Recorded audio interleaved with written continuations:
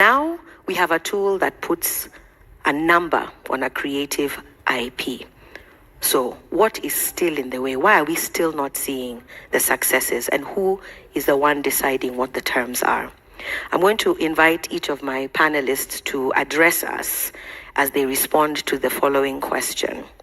What, in your opinions, would it take for Kenya's performing arts sector to become genuinely investable? And what is currently in the way? When people say I have an extra $10 million, they should look at the map, pinpoint Kenya and say, in fact, those guys who are at Kenya Cultural Center today are the ones I want to give this money to. So that's the question I'm going to invite each of you to speak on. Wahu, shall we start with you? Sure. Oh, thank you. Thank you. One, for calling me Wahu. I prefer Wahu. You prefer? I prefer Wahu. You prefer Wahu. Yeah, I can tell. The spirit told me. Yeah. So my name is Wahu. Wahu Kiragu. I am the founder of IPTHAMANI. And IPTHAMANI is an establishment, or is a firm that owns IPTHAMANI. IPTHAMANI, I think, is Africa's first AI-powered creative valuation platform. And IPTHAMANI also offers consultancy, which helps in monetizing, protecting, registering your IP legally and strategically. So that's where I'll start. And June asked the question, what it would take. I think I'd want to start from some of the conversations that have been had, and specifically George's conversation earlier, where he talked about the whole, he talked about a cycle, a value chain, and particularly I'm interested in there's production and then there's ownership. As someone who's been in the creative industries for, I think, 13 years now, I have gone through the cycles. I started off as a creative, practicing, gone to school. And so I have interacted with creatives and got to understand some of the problems or challenges that we have. And one of them is a mindset problem. A mindset in the sense that we see ourselves often as producers of creative outputs and not owners of intellectual assets.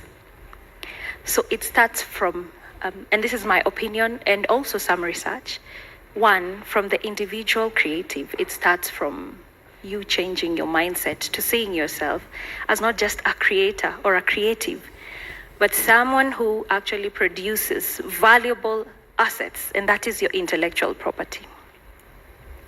How many of you see yourselves as that? Maybe I'll just ask a quick question. How many creatives in the room see themselves as owners of assets? How many of you?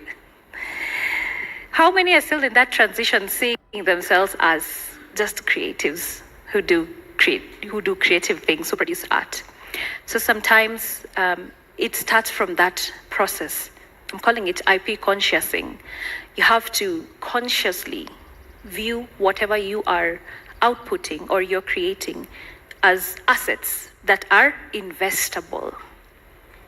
Because then as you see it, then you will treat it with maybe the dignity and give it the effort that it desires to fit in a capitalistic marketplace. So the minute you start treating your talent, your creativity, your skills as something that could lead to an asset, then the process changes. And how you approach things from a strategic perspective also changes. How you position yourself, the kind of work that you put into that creativity, the kind of packaging that you package yourself. So one, for me, I'm at the core of what it will take. It takes a certain level of consciousness, an awakening of yourself as the creative, to see yourself as someone who owns something that someone else can see, can value, and invest in it. Because the language has sometimes been the problem. So now if you're speaking the language of investors, and investors speak assets, they speak value, they speak money, they speak growth, they speak what is my return, they speak what is my exit. If you're in a position to have that conversation with yourself and with people who could invest, then you're already more than halfway there. Do I continue with the other question? I'm happy with that answer. You've answered what stands in our way. Yes. And if I heard you correctly, primarily it's a mindset shift of seeing the thing that we are making All right. as an asset. Yes. Yes? Yes. And yes, thank you. You Thank may you. add one. Oh, yes, I may one add. quick thing.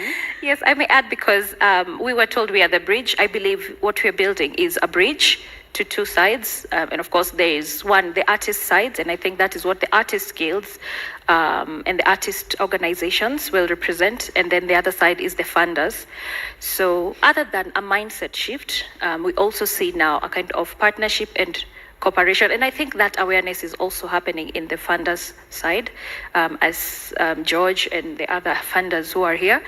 We also see So Equity interested in getting into using IP collateral to give financing to creatives. I think the CEO actually said that last month. So we are seeing an awakening where funding and financing organizations are opening up to view us as that. But first, we must be conscious of what it is that we have and start speaking the language. Thank you. You've coined a phrase, IP consciousing. Conscious. Yes. Conscious about what that looks like. All right. Let me start with Atavachi, because you